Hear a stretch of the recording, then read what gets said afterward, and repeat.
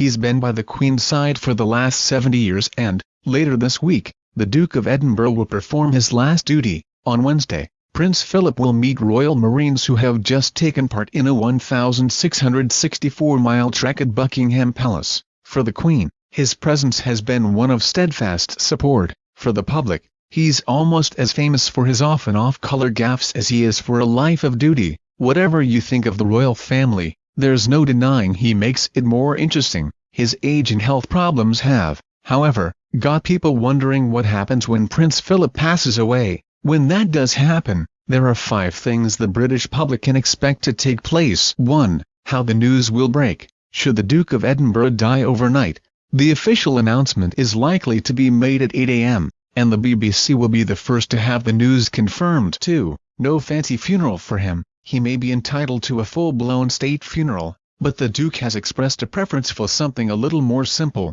The Independent reports, rather than lying in state at Westminster Abbey, it's thought the Duke's body will lie at St. James's Palace instead, where Princess Diana lay for several days before her funeral in 1997. The Daily Beast also points out the public would not be allowed to view the body. As for the funeral itself, it's believed the guest list will be comparatively pared back with only family, friends and heads of state from Commonwealth countries attending a service at St. George's Chapel in Windsor Castle. 3. Where he'll be buried. While many of Britain's monarchs and consorts are buried in Westminster Abbey and St. George's Chapel, Prince Philip's burial will be at a different, more private location. In keeping with his more low-key funeral, the Duke of Edinburgh would be buried in Frogmore Gardens, in the grounds of Windsor Castle. That said, he'll be in good company. Both Queen Victoria and Prince Albert are buried in a mausoleum there. 4. How long the mourning period lasts for. If Prince Philip dies before the Queen,